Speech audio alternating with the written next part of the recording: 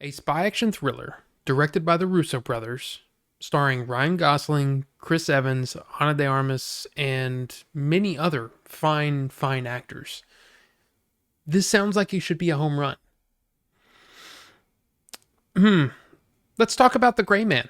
When the CIA's most skilled operative, whose true identity is known to none, accidentally uncovers dark agency secrets, a psychopathic former colleague puts a bounty on his head, setting off a global manhunt by international assassins. The movie stars Ryan Gosling, Chris Evans, Ana de Armas, Dhanush, and Billy Bob Thornton. Yes, this was Netflix's most expensive movie ever made. And that's really saying something when you realize that The Irishman, which was financed by Netflix, directed by Martin Scorsese, had De Niro, Pacino, all these actors. Yeah, that one was 159 million. And then you have another Russo brothers movie, which is something that they produced, they didn't direct, but Extraction with Chris Hemsworth, and it was $65 million. Kind of makes you wonder where all the money went, since this was a $200 million budget. Wow.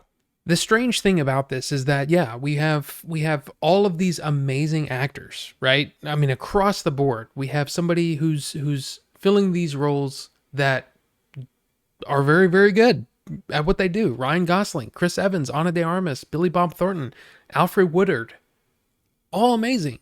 Dhanush, who I'd never seen before. It was actually pretty cool scenes that Dhanush was in. But I can't help but feel like everything had been wasted. The only actor that really gets to go really far with their character is Chris Evans. Chris Evans he's crazy in this movie. He's like really sadistic and like he's a psychopath and he's funny and kind of weirdly likable. Like you want to see him get it, but at the same time you're kind of like, I kind of like this guy too, So it's a really, really strange thing that apart from really Ryan Gosling and Chris Evans, every other actor could have been played by someone else and it wouldn't have affected the movie at all. And nothing technically was wrong with this movie. I mean, some of the CG and some of the action scenes was a little questionable, and looked a little off. But for the most part, the action scenes were really, really well done. And in fact, some of them were really, really cool, like genuinely cool looking scenes. But it all just falls flat. And I got really, really excited when I saw that Julia Butters is in this movie. If you don't know who Julia Butters is, she plays a really, really memorable character in Once Upon a Time in Hollywood. She's a young girl playing this part.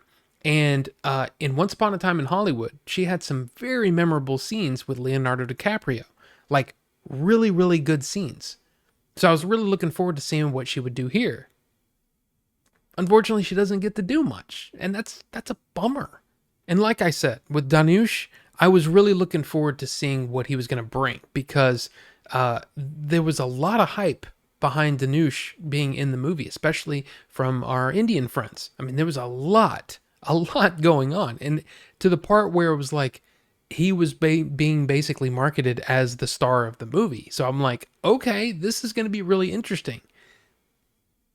And even though his character was kind of interesting, he gets minutes of screen time, like less than 10 minutes of screen time. It just seems like a missed opportunity. Look, it's a weird thing. It's strange to be able to sit down and watch a movie and say, yeah, I was entertained throughout. It was paced really well. There weren't any slow parts. I enjoyed what I was watching, but it left me so hollow. It's hard for me to even recommend it simply because there's like no character development apart from maybe Chris Evans. But I mean, for the most part, it's just like I didn't care. I didn't feel any passion. I didn't feel any heart. There's a flashback scene that's supposed to sort of help tell the story of well, this is why the gray man acts this way, but it's like, but there was no payoff. There was really no payoff. And because Ryan Gosling plays this thing so stoic, it basically makes it feel like he just doesn't care. And look, I went into this really, really excited because seriously, I love all of the actors involved. I'm like, all of these actors have done fantastic work. I love the Russo brothers. The Winter Soldier may be my favorite comic book movie. I mean, look, a lot of people will say The Dark Knight, and you might be right. But I mean, it's up there. It's like in the top 5, even top 3 for me of my favorite movies, comic book movies ever. So when I saw the trailer was like, man, I am so excited by this movie, and there just wasn't a lot there. This is the kind of movie that I don't like reviewing because I feel like it's hard for me to say anything good. You know, there is good in the movie, technically amazing. It looks great.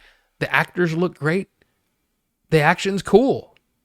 But there's not a whole lot of story, especially stories that you've never seen before. This is a very, very simple story, you know, and very, very cardboard cutout characters. And that, from the caliber of people working on it, it's just disappointing. It's just disappointing across the board for me. So it's sort of like, what do you rate it? You know, did it do its job? I mean, it entertained me. It kept me going throughout the movie, but then at the end, I was just kind of like, what? I don't know. I think I'm gonna have to give it 2.5 out of 4 stars. I guess I'm just really disappointed, and especially when you consider the Russo brothers and their track record. They've done some really, really great work, but it seems like outside of the MCU, a lot of their work has just fallen flat. It's story related or character related problems. I mean, Extraction was entertaining, but another one where it was kind of forgettable. You know, I enjoyed watching it while I was watching it, but after it was done, it was like, okay, I'm never going to think about that again. So The Gray Man, I feel like I'm being really, really hard on it, and I don't want I wouldn't want anyone to come away with this thing that I can't stand any of the people involved anymore or anything like that. I really admire the people involved, and I feel like that's why I'm so frustrated. But I'm curious, did it work for you? Or were you like me and you just kind of like, that was like a Coke that was kind of flat and just there. I don't know. Let me know what you think down below and we'll talk about it. So thank you all so much for watching, and we'll see you on the next one.